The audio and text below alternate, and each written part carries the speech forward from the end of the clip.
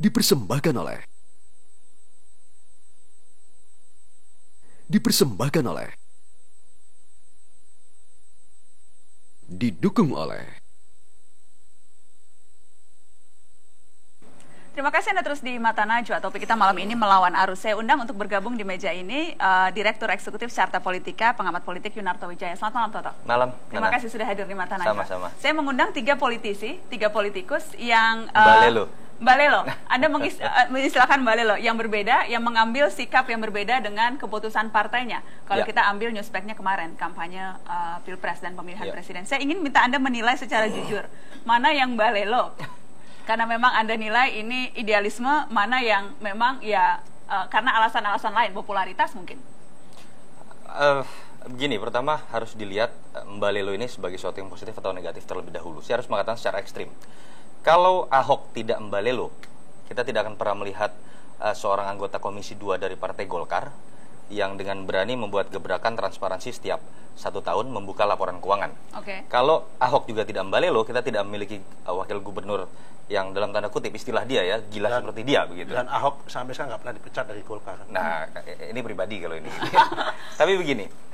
Jadi bisa positif, bisa negatif. Ya, artinya kalau dalam konteks membalelo bahwa mereka melenceng dari apa yang sudah digariskan oleh partai itu ketiga-tiganya saya pikir membalelo.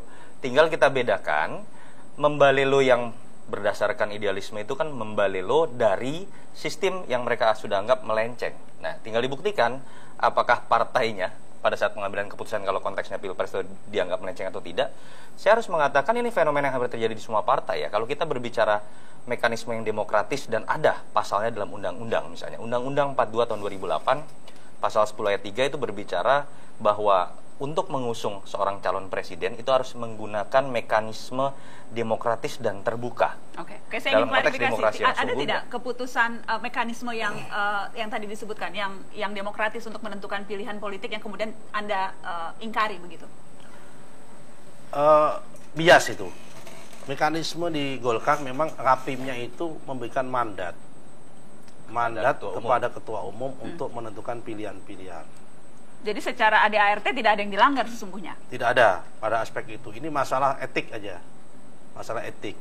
Nah, etiknya adalah dia sudah ditolak sebelumnya di Prabowo. Kemudian datang ke Jokowi. Nah, ketika ditolak di Prabowo datang ke Jokowi, tiba-tiba balik lagi ke Prabowo karena tidak ketemu deal-deal tertentu. Nah, partai kan dibuat tidak untuk ini.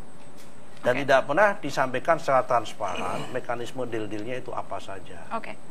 Dan apakah itu kepentingan makro nasional ataukah kepentingan mikro. Jadi kalau kita bahas dari segi mekanisme itu sudah ada argumennya. Kalau kita bicara Gerindra misalnya, tadi saya katakan itu lebih ekstrim lagi. Kalau kita berbicara Partai Golkar misalnya, kita mengkritik, kalau Partai Golkar kita mengkritik bagaimana partai yang sedemikian kuat kaderisasinya ini seakan-akan menjadi partai ARB. Kalau kita 5 tahun terakhir paling kuat personalisasi seorang ketua umum karena ingin naik jadi presiden dari awal begitu yang baru pernah terjadi pada Partai Golkar. Kalau Gerindra, kalau kita bicara dalam konteks yang sama menurut saya lebih mengerikan lagi.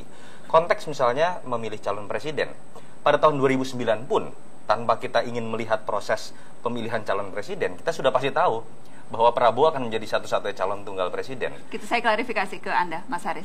Mekanisme itu memang tidak pernah ada. Ketika tadi Anda bilang bahkan rapat pun tidak ada, itu memang menggambarkan keputusan-keputusan penting sama sekali tidak pernah ada proses yang demokratis yang diambil atau seperti apa? Pak Prabowo dihasilkan dalam Kongres luar biasa 17 Maret 2013. Jadi memang dia diusulkan dan dikukuhkan menjadi calon presiden tunggal dari Partai Gerindra.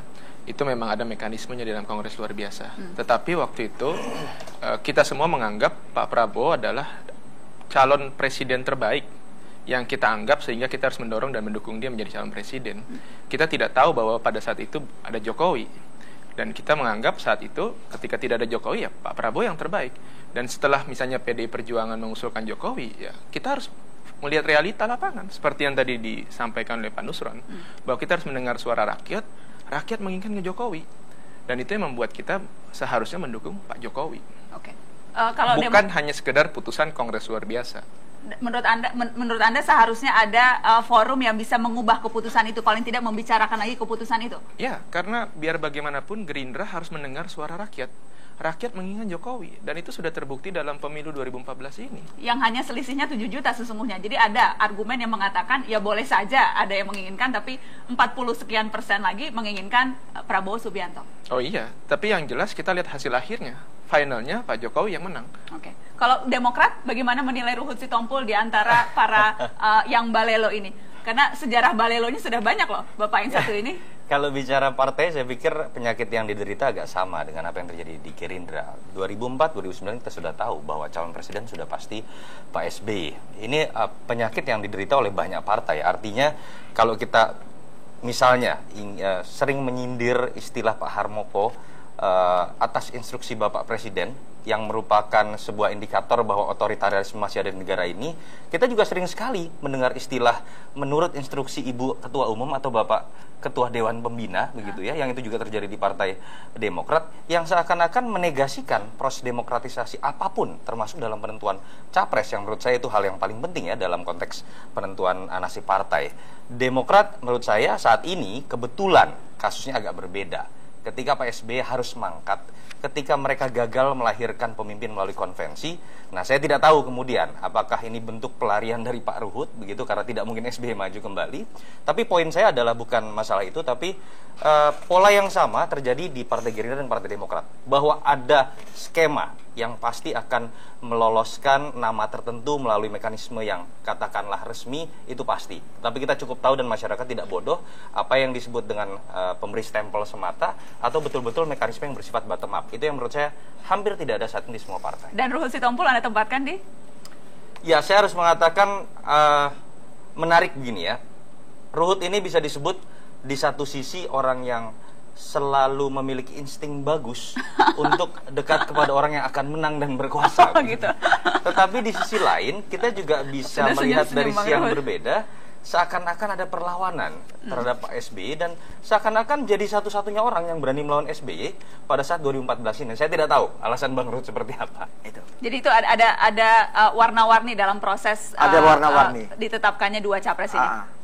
Bukan kita tunduk dan patuh kepada bos, bukan tunduk dan patuh kepada ketua umum atau pengurus yang lain. Kalau itu nggak cocok dengan hati nurani maupun cocok kepada konstituen. Tunduk dan patuh kepada pengurus partai itu masalah administrasi, bukan masalah kepada kebenaran yang kita yakini.